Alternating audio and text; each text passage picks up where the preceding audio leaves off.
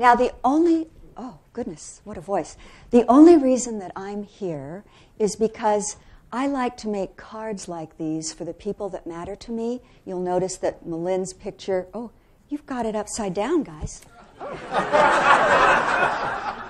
Defying gravity. Always.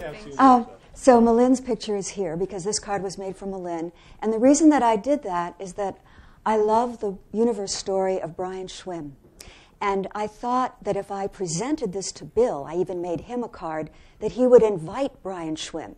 And apparently he tried, but it was difficult to get him. So I'm sort of the Charlie McCarthy doll ventriloquist for Brian Schwimm. And you will see all of these pictures writ large. They are the pictures of the cosmological powers of the universe as I continue. But I just wanted you to see them as a whole. We should show you. She actually writes even on the back. Okay. Thank you.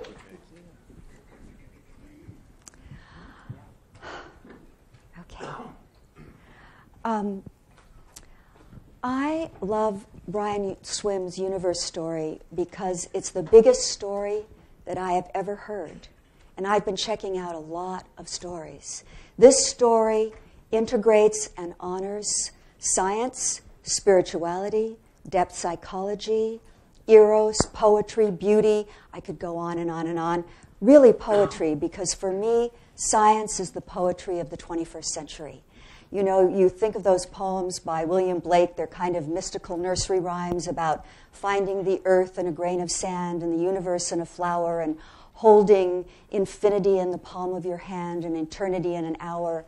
Well, that's what we're learning through science, that everything is holographed and everything else. So, the story of the intelligent universe is a pathway into a new mode of consciousness, which I call big love, meaning care and compassion, and also a story that enables us to imagine how we might co-create with the earth to create a more mutually enhancing life community. And when I say story, I don't mean something made up or mythical, and I see that I have a dry mouth, so I'll drink. When I say story, I don't mean something that's made up or mythical. I mean a vision that points us to who we are, why we are, who we are together, where we're going, how to live in a sacred manner. And a really big story touches you not just in your mind, but in your heart and your body. And a really great story takes you out of the prison of the little self into greater and greater unities. Now, that sounds kind of abstract. So what I mean by greater and greater unities is it ends the separation between your personality and your shadow, your conscious and your unconscious, the separation between you and others and you and nature. And finally, if it's going right, it takes you to that place where not only are you your unique self, but you're one with all that is, what the Buddhists call not one, not two. I grew up on the Navajo reservation between Tuadlina and Two Gray Hills, and Navajos believe that Spider Grandmother wove the world into being through story. And only the elders and the medicine men are allowed to tell the sacred stories. And that's because those stories are so important. They organize the tribe's entire life, its economic, its political life, as well as holding up what is most useful, what is most beautiful, what is most necessary. So Black Elk, the Lakota medicine man and prophet, said, without a story, the people perish. And if he was prophesying in the 21st century, he might say, with a wrong story, the earth will perish. Because right now, as you've heard from all of the other speakers as well, an envelope of humanity encircles the world. 7 billion of us. We are now on a par with almost the atmosphere and the biosphere in terms of our impact on the planet. And our impact is fundamentally destructive. Brian Schwimm talks about how the Cenozoic era, the one that we're living in, is unsustainable and it's coming to a close. And how do we know this? Because of the most massive and fastest die-off of species since the dinosaur and the complete degradation of everything that human life depends on for its itself, which is the air and the water and the atmosphere, the biosphere, the whole deal. So how did we get to this point of breakdown? It seems to me that there are two stories that used to be very important in the evolution of humanity, which are now destructive. The first story is the modern industrial growth story. And the problem with that story is that everyone that is not human, everything has no intrinsic value.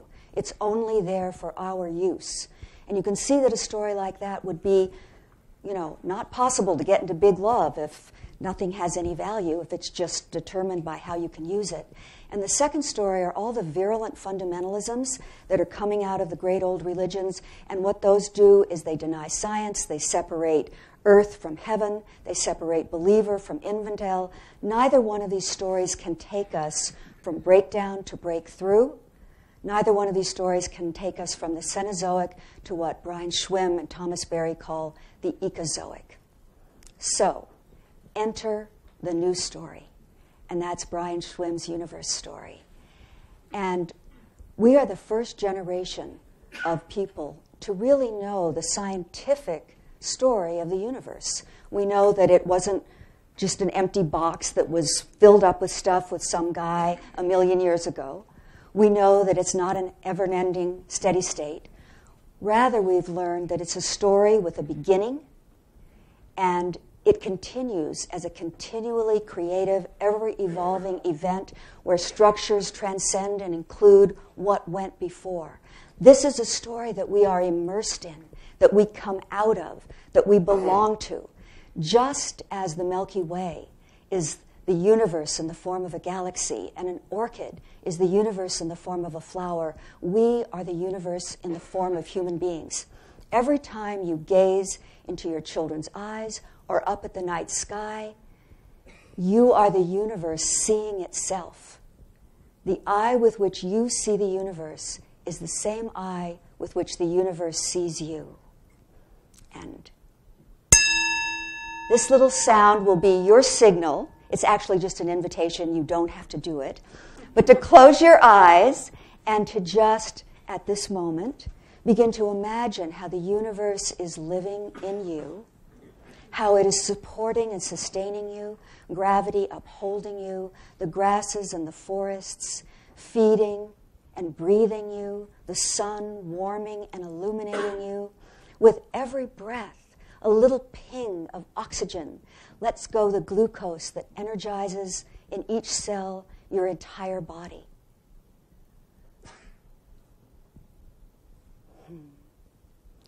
Once upon a future, a long, long time ago, a wise man, in the form of Brian Schwimm, said, "Our destiny is to become love in human form. Love is the evoking and nurturing of life. You are the awesome, searing, scintillating flame of the beautiful and perfect universe." Now, 13.8 billion years ago, from the smallest of the small, the densest of the dense, and the hottest of the hot, emerged a great explosion. But I want to stop for a minute with that little tiny dot, because it's so mind-blowing that all of this and everywhere else has come out of this dot that is so small. Now, to give you an idea of how small it is, if you have a eye, like in the word destiny, hasn't it? And a dot on the eye, there are 500 billion protons in that single dot on the eye, and this dot from which we emerged is 1 billion times smaller than that, and denser than the densest dense. Imagine 600 trillion automobiles crushed into a priority mailbox package. That's how dense we're talking. Hot. The sun is 10 million degrees, and a supernova is 100 million degrees, and this was trillions and trillions and trillions of degrees. So, out of this smallest of the small, densest of the dense, hottest of the hot, this incredible explosion, this flaring forth, out of which emerged space and time, matter and energy. And in point of fact, the expansion is still expanding. And here's what's very weird. It's expanding at exactly the rate, this is the gravitational constant, that we need in order for life to emerge. Had the gravitational constant been 1/1,000,000th of a millionth of a millionth smaller, or 1/1,000,000th of a millionth of a millionth larger, the whole universe would have imploded, or it would have just become galactic dust in 100,000 years. So, the galactic constant is one of these 6 numbers that Martin Rees has identified as the recipe for our kind of a universe. Now, the universe begins with this gluey plasma and all these particles whizzing in and out of existence, but within 3 minutes, structures begin to form. So 2 billion years later, you have the galaxies, and 6 billion years later, you have immense star formation, and you also have supernova. Now, supernova is the death of a star, and in its explosion, all of the elements that are necessary for life, carbon, emerge. This would not have happened except for number 2, 007, not James Bond. Number 2 means that it's the rate at which helium and hydrogen fuse. And had that been 006 or 008, the universe as we know it would have remained simply hydrogen, nothing else. So again, it's extraordinary that this happens. After that 5 billion years later, from here, 5 million years ago, we have the Earth, the planets, the orbits, our sun. 4 billion years later, on Earth, we have the development of living organisms. 3 billion years later, we have photosynthesis. 2 billion years later, we have eukaryotes. They're extraordinary beings. They're multicellular organisms, and they're the basis for all invertebrate and vertebrate life. And 200,000 years ago, just 200,000 years ago, we have the human species. Now, here's what's interesting. It could have just been nothing but particles whizzing in and out of existence. But from the very, very beginning, life is interested in bonding, attracting, coming together, making structures. And it's all because of these 6 numbers that we're here. This is why the mathematician Freeman Dyson says, the more I study the mathematics of the early universe, the more I believe the universe was expecting us. So from that first hydrogen, there's a billion-year journey, and the hydrogen is now emerged as roses and giraffes and the Dalai Lama, who may be an evolutionary throw forward, and Bill Linton and the Feynman Center, and us, all of us here.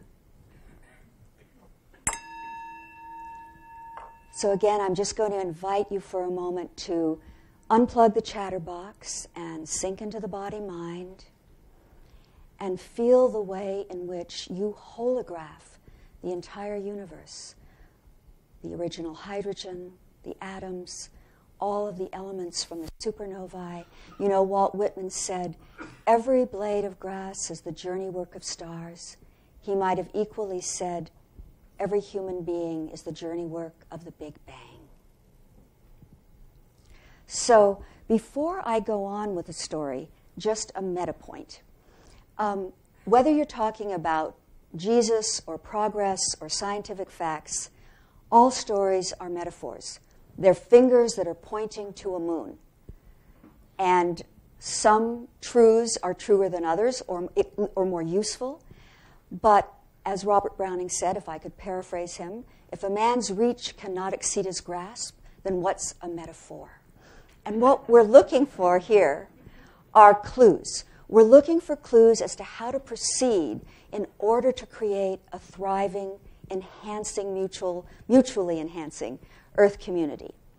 So the story that I want to continue with is the story of the intelligent universe and the 10 cosmological powers of that universe. I would rather call them the 10 aspects of this intelligence.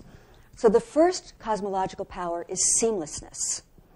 Seamlessness is its foundation. It's what everything comes out of. Do we have seamlessness up? There we go. It's out of which everything emerges.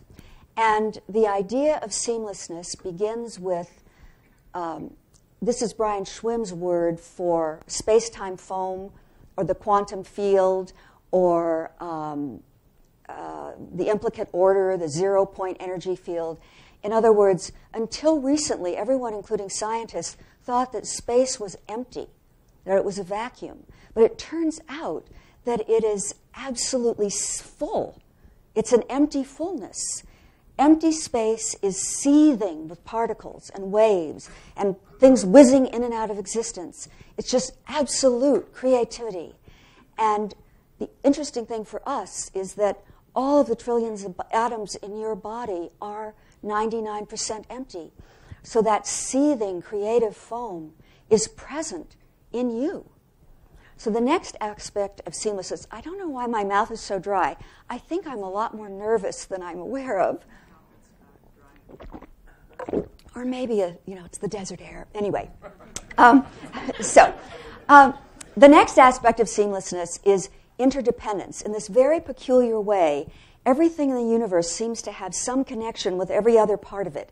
We call that non-locality. We know that at an atomic level from the experiment in CERN in 1980, in which two electrons that were in a system were separated by thousands of miles. Now, when electrons are in a system, they spin up and down together, depending on what one does. The other one will do the opposite.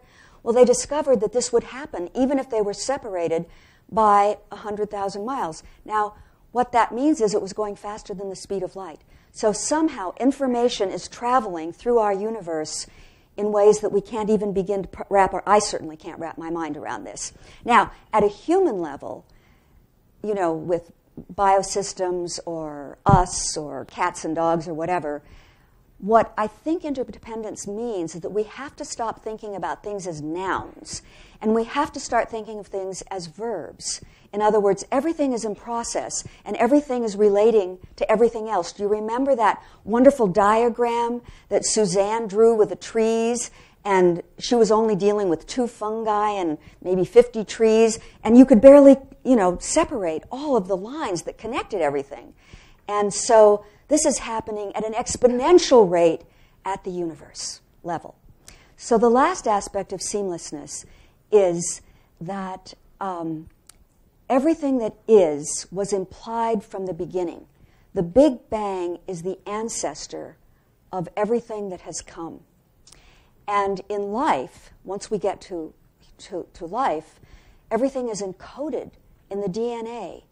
So in this strange way, if you think about your own DNA right now, 55% of you is walnut tree, and 99% of you is primate, and 99.9% of you is the same as everyone in this room.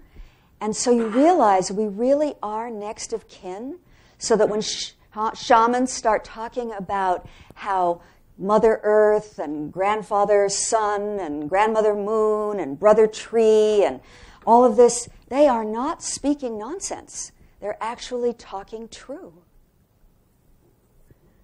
So, again, just a little invitation to center into yourself as a radiant presence, not a random hunk of junk in a meaningless universe, but a radiant presence. And in a room full of 300 other radiant presences with whom you can talk and cross-pollinate, perhaps create something new. I think that's called networking.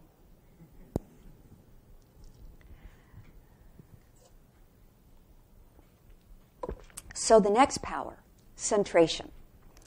And this is equally counterintuitive to non-locality and next of kin and the empty fullness, because what this power means is that at this very moment, you are the center of the universe, and I am, everyone here, everything that is, because the universe is moving away from everything omnidirectionally. Now, the other aspect of centering is that the universe, for whatever reasons, likes to create domains of emergence. So 500,000 years after the Big Bang, it centers into hydrogen. And the whole universe is full of hydrogen atoms.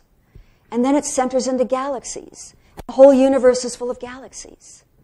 And then finally it centers into life and all of that.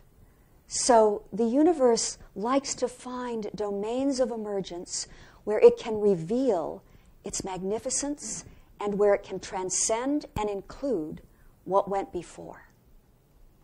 So what I find so amazing is that 13.7 billion years after working and laboring and creating all these centers, suddenly the universe becomes consciously self-aware in us and invites us into the shaping.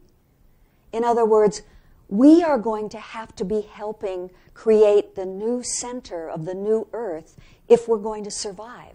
And we get to participate because we are the universe, consciously aware of itself. Now, at this moment, the universe is centering in you. How will you be able to participate? What will you have to do? First, you're going to have to identify the obstacles, those parts of yourself that either will enhance or degrade that journey. Those might be self-images that make you feel that you have no confidence or no capability or make you unable to grasp the radiance of your being. But the other thing you're going to have to do is awaken very ancient capacities. And those would be the capacities to tune in to the intelligence that's all around you, that we've been talking about in this bioforum continuously. This deeper intelligence. One way of doing that, we heard from Wade Davis, was to lay down by some corn and see what it told you. Another way to think about it is that you could take a vision quest or do the drumming or have entheogens or do something that took you out of your little self into a larger and deeper reality. I'm thinking about Rumi. I fell up into the sky, the bowl of the sky. The bowl broke, everywhere, falling everywhere. Infinity under one tent, inside, outside, same side. That's the kind of space you want to go to. And as I think about what we've been doing here over the last 2 days, that's what we've been trying to do, leaning in and learning from the plants and the animals and the indigenous peoples. And that's our task, in a way, is to figure out how to reimagine all of our human institutions, the way that we grow food, the way that we eat, the way that we play, the way we consume, reimagine them completely, not on the basis of human documents or holy books, but by paying close attention to the universe and how it does what it does.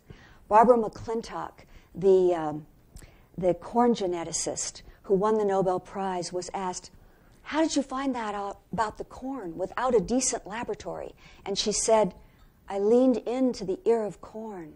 I listened with my heart. So, the next power is the power of allurement. So in the same way that the universe likes to center and to create centers of ever greater uniqueness and depth, the universe also likes to bring these things together into greater connection and greater and deeper intimacy. And it does this through the power of allurement. Now, at a macro level, a macro level, that would be the gravitational force. At a micro level, that might be the strong and weak nuclear forces and electromagnetism, bringing structures together. But at the level of life, unfurling and allurement explode. Brian Schwimm likes to use the example of the sun and the earth. Here's the earth moving around the sun for billions of years, and suddenly it figures out a way. And remember, it's figuring out a way without brains or hands or a blueprint to get into a deeper intimacy with the sun. Through photosynthesis, the sun's energy can be brought down, and sugars and food sources can be made that make all the rest of life possible. So when you think about photosynthesis, it's like, here's how Mother Earth and Father Sky make love and create a world through allurement. So this becomes even more apparent in sexuality, which apparently was invented about 1 billion years ago. which of course allowed all these different organisms to shuffle their deepest DNA secrets and come up with better and better ways to reveal the magnificence of the universe. Now, 300 million years ago, I think it was on a Friday, the universe invented sex organs, which of course allowed even deeper penetration and intimacy. And that deeper penetration and intimacy is so valued by life as its cosmological project, I know I'm speaking anthropomorphically, that it encodes and saves the things in your endocrine system, your hormonal system, your visual system, all the things that allure and attract you to others. But when you come to the human, we are not only impacted by our genetic DNA, but by our cultural DNA. Brian Schwimm said when he was 7 years old, he looked up into the night sky and he fell in love with the stars. And because they allured him, they allured his entire life into becoming a gravitational physicist and then a cosmologist and then creating the universe story. And that's how allurement works. You're called forth into something, you want to merge with it, and out of it something new is created. So the power of allurement is actually unfurling right now in you by what you're drawn to. And again, as with centration, you have to think about what are the obstacles to allurement in us. So I think one of the first obstacles is the tenderness and woundedness of being human. We put up all kinds of barriers and defenses towards one another or towards nature or towards beauty because it's scary. So that's something that's got to be dealt with. That's what I meant when I said that the universe story integrated depth psychology. But the other thing that you have to let go of, or at least become aware of, if the power of allurement is to unfurl in you, is you have to become aware of the way our language systems and our institutions all push us towards I-it relationships. We are constantly using. We are constantly consuming. We don't make love. We have sex.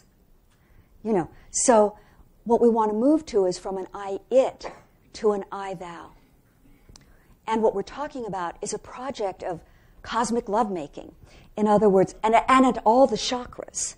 We're talking about being able to commune and attune and co-create with not only yourself, you've got to love yourself first, others, bioregions, trees, fungi, the whole planet. Maybe one of the shamans can write an instruction manual for lovemaking to the planet. So again, just inviting you for a moment to feel into how the cosmic power of centration is within you, the uniqueness and depth and radiance of you. It can be so hard to love ourselves. Mahatma Gandhi said, I don't like Christianity and all its dogmas, but I love the person of Jesus, and I take his rule to love others as myself, to make my love for myself ever more perfect. And then feeling into how allurement works in you. What are you drawn to? What do you love? Again, what do you want to commune and attune and co-create? So, given the exigencies of time, I am going to sort of give a quick drive-by of all the other cosmological powers. And what you will notice in each is that as they progressively unfurl, just as centration and allurement did, from atoms into life and into human life, what you see is ever greater levels of including and transcending and ever greater capacity for revealing the magnificence and the beauty of the cosmos. So, emergence. I've been talking to you about some of the great birth moments of the universe, the atoms and the galaxies and life.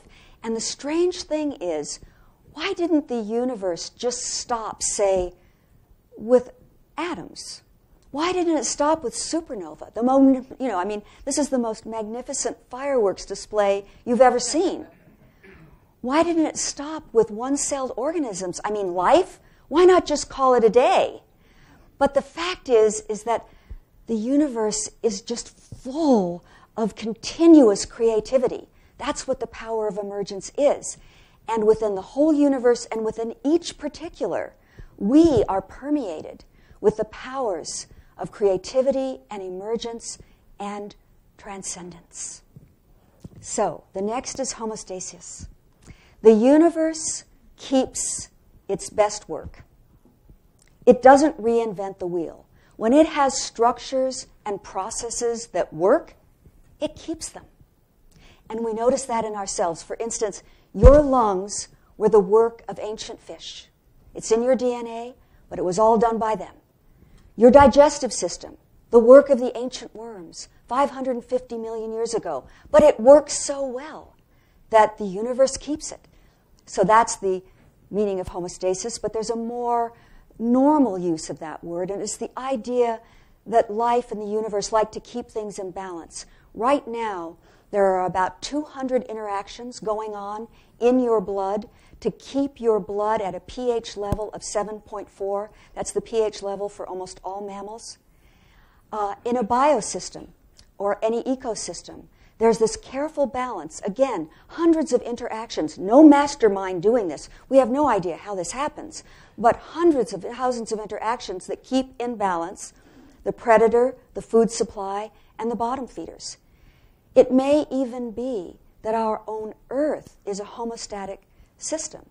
And I say that because the Earth is still maintaining a range of temperature for life, but the sun has gotten 25 times hotter than it was 4 billion years ago.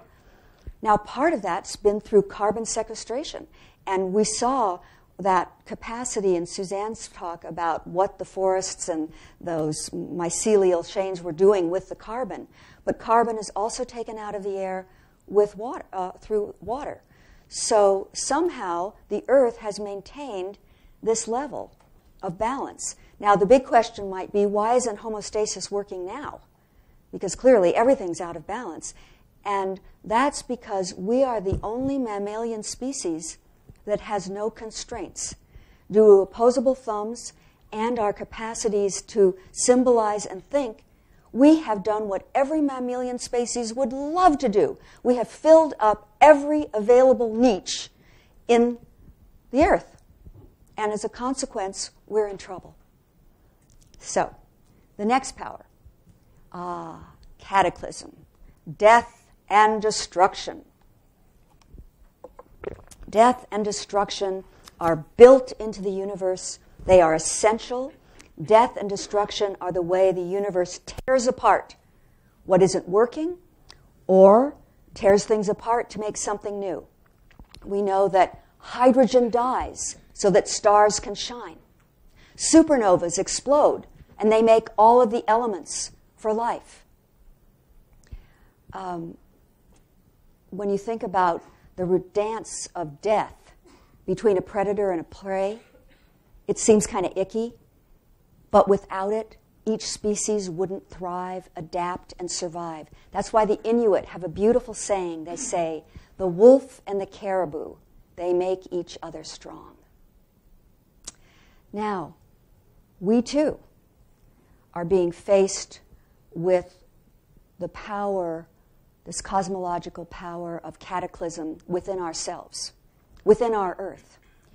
And in order to be able to co-create with the universe, we are going to have to die to some things. And one of the first things we're probably going to have to die to is the idea, I call it sort of intellectual hubris, the idea that we know it all. And of course, no one here believes that anymore, thanks to everything that we've heard, and maybe you even started that way. But we have to begin to honor that if we're going to figure out how to heal the forests, we have to talk to the mother trees. If we're going to figure out how to deal with the oceans, we've got to learn from the fish. We have to be willing to let go of thinking we're at the center. We have to die to that. Another thing that we have to die to is our very small identities. We have identities as Americans, as capitalists, as consumers, as secular humanists, as New Ageists. We don't have to die to them in the sense of get rid of them, because the universe values and loves diversity. But we also have to get big enough to be planetary citizens. We have to be able to put the Earth and what it needs equally to what we need. Because without doing that, we won't be here. We'll be deleted. All right, the next power is synergy. Synergy is the way that the universe seems to love to create mutually enhancing relationships through which it can reveal more of itself. And all of the great birth moments of the universe are synergistic ones. In the very beginning, a proton can last for 1 billion years. A neutron lasts only 30 seconds. When the neutron and proton came together, you had the development of the nuclei necessary for the atom. So that's your first experience, first birth moment, where you see a mutually enhancing synergistic relationship. But as we come to life, it's happening all the time. You think about photosynthesis, the relationship between earth and sun, bees and flowers, so on and so forth. All synergistic relationships. Sexuality, the eukaryotic moment where the multiple-celled organisms came together, shared their DNA, and created the whole story of invertebrate and vertebrate life. Just extraordinary synergy going on there. And at this very moment, you are a synergistic biosystem. Suzanne hinted at this. The story, the top science story for 2013 was that only 10% of the cells in your body are human. 90% of the cells in your body belong to bacteria that are helping with the digestion, helping to protect you against other viral and bacterial invaders. And then you have the mitochondria. Mitochondria, like chloroplasts, have different genetics than their hosts. So you're being run not by who you think you are. And yet, at the same time, what I like to think of is the mitochondria are giving me the energy to talk to you, and you the energy to listen, and I'm the mitochondria's way of experiencing the bioforum. So it all works. The next power is transformation. Transformation is really a way of describing how forms change over time. And as you look at the story of the universe, you see this continuing motion and movement towards more uniqueness, more depth, more communion, as each structure transcends and includes what went before. But a good metaphor, I think, for transformation is the metaphor of the seed. Because you think about the seed, the infinitesimal dot that the universe came out of, the seed that a giant sequoia comes out of, the seed that's the egg sperm that you come out of. Now, what we know about seeds is they usually erupt in some kind of explosion, a big bang or an orgasm, and that they emerge usually in a sort of suffering and violent way. The birth canal, a seedling having to push through the soil, the incredible violence of the Big Bang. And as a seed unfurls through its life into its fulfillment and flowering, whether that seed is the universe or the sequoia or you, it has 1,000 challenges and 1,000 helpers. So it really does take a universe to raise a galaxy and a sequoia and you. And the next is interrelatedness.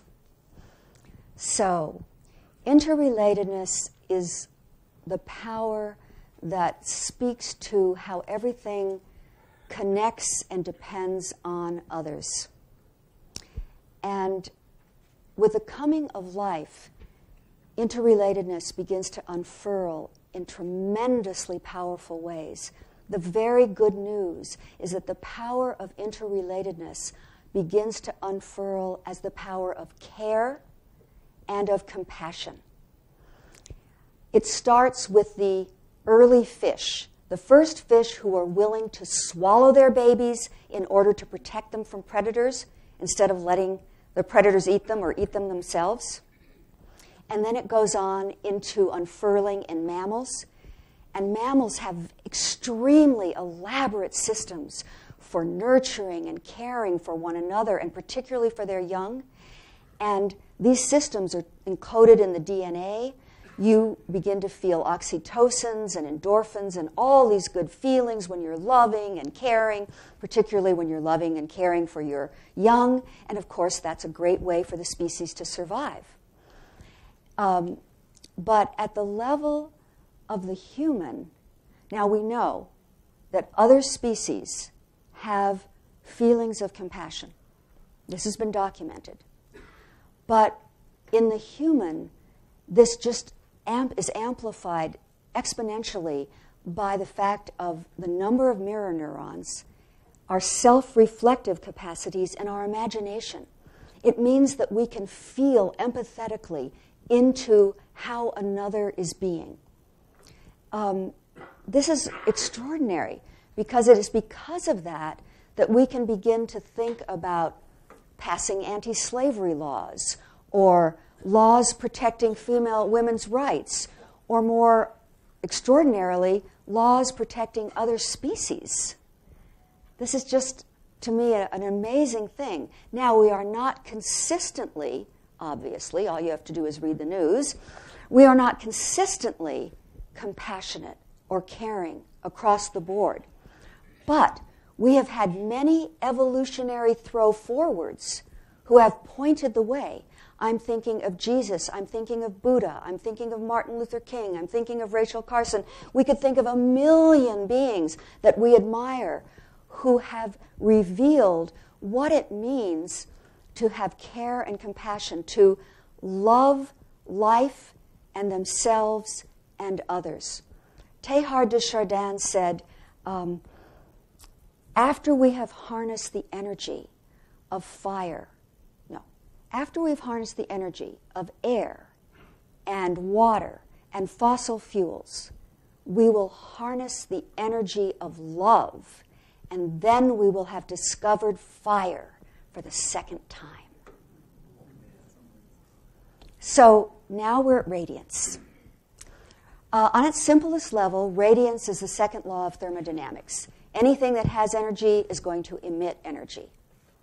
But at this very moment, everything in the universe, from the tiniest atom to the galaxy to you, is both radiating light and energy in a particular way and receiving it. So it's instant by instant. All things shining are. Now, what I'd like to do is just, again, invite you to close your eyes, and I'm just going to do a sort of brief synopsis of what I've said.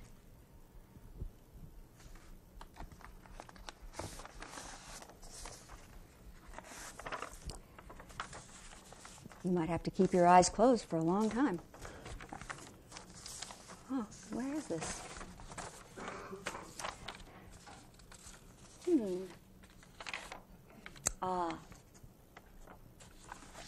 Here we are.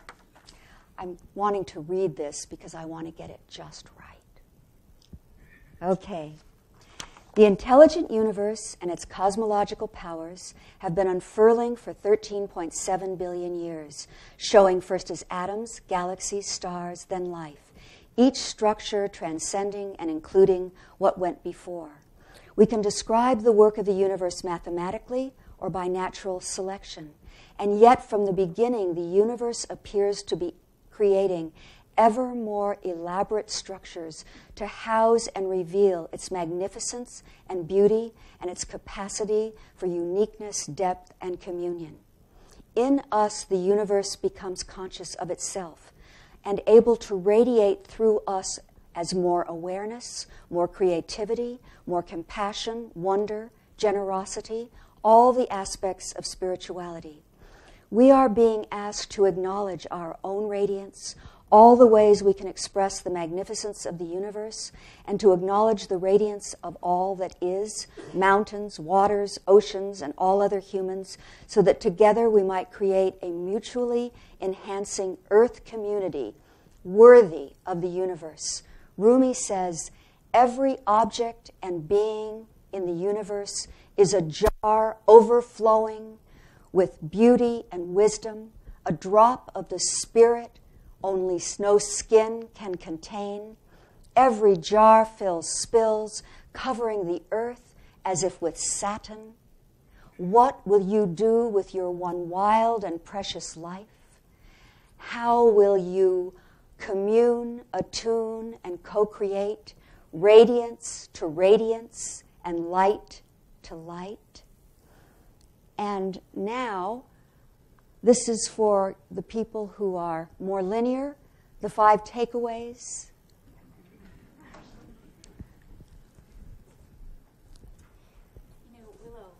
There's been a person viewing at a distance who sent a message he really wanted me to get to you before you close. So he twisted my arm. I've got to bring it up to you. Oh, God.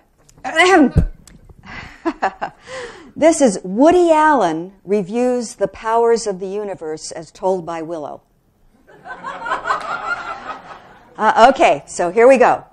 I can hardly read his writing. It's typing, but even it's hard to read. And besides which, I don't have a Brooklyn accent. Okay. God, as far as we know, is silent. So why can't Brian Schwimm and Willow just shut up? But no, they insist on going on and on and on about some evolving universe becoming self-aware in us. Does this include Bernie Madoff, Justin Bieber, Cronuts, or even my Uncle Mo, who just can't stop kvetching? I haven't gotten to the Holocaust or Hitler and the wretched and the miserable. So if the universe is God's work, I hope he has a good excuse. All I see is a giant restaurant, everything gobbling up everything else, and the last course, death, served hot or cold. Nothing but explosions and violence, like one Big Bang Death Star video. Well, maybe I'm exaggerating. The universe isn't exactly evil. Let's just say it's an underachiever.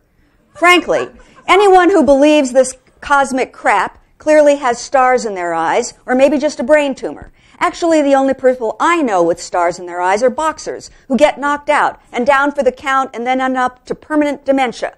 Although as far as being a celebrity like myself goes, one year you're a star and the next year a black hole. Of course I get the Big Bang. The cosmos is very big. Do protons have sex? I understand they have mass, and I didn't even know they were Catholics. As far as evolution goes, a big step forward for me was when Murray's Deli decided to put chopped liver and pastrami together. Now that's synergy. I think that was 1968. Schwimm is a little too much into the sun for me. So is Willow. When I think about the sun, the word that comes to my mind isn't radiance or even a great tan. It's stroke. Of course, I might be able to believe Schwimm if the universe would give me a clear sign of its good intentions, like a large deposit in a Swiss bank account. The one thing he is right about, she is too, more than any time in history, we're at a crossroads. One path leads to total despair and hopelessness, the other to total annihilation. Let's pray we have the wisdom to choose rightly.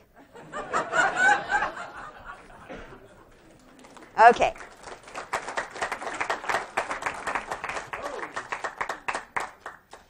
So, do we have any questions? Or would you like to talk about my artwork? Because I really don't know very much. We have 10 minutes.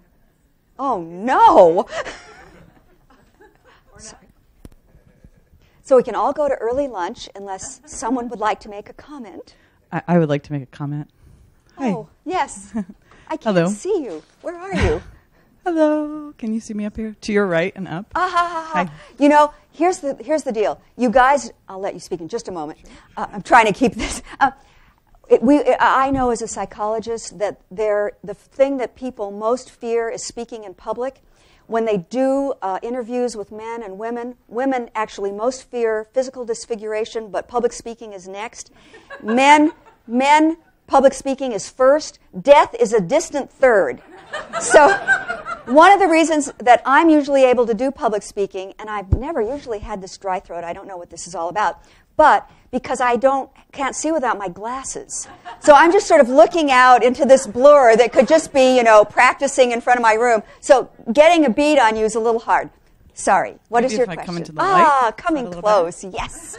Hello. Yes. My name is Natalie, and I have the fortune of being one of Brian Schwimm's graduate students at CIIS. So I just want to say thank you for bringing his work forward in a really beautiful way. And last semester, he actually taught this course, The Cosmological Powers, and it's a wonderful exercise in stretching mind and spirit and heart. And I just want to speak a little bit to Brian's presence. He's a very tall man, probably towering close to 6'6" or 6'7", and he is just a radiant being of love. And he just really holds class in such a way that invites real deep curiosity and questioning. And so throughout our course, students were asking, well, there's got to be more cosmological powers. Like, what's next, Brian? You know, what might emerge out of emergence? And so he very much holds that space of inquiry.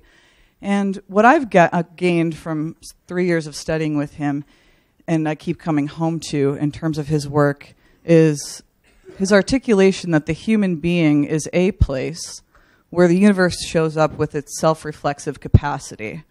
And so with that self-reflective capacity, I believe, comes a great responsibility. And we've very much touched on that topic over these 2 days in terms of how we can see ourselves as a mutually beneficial member within the larger cosmosphere, if you will. And for my final paper, I chose to write about the cosmological power cataclysm because, as you so articulated, death is an uncomfortable place for many of us to consider.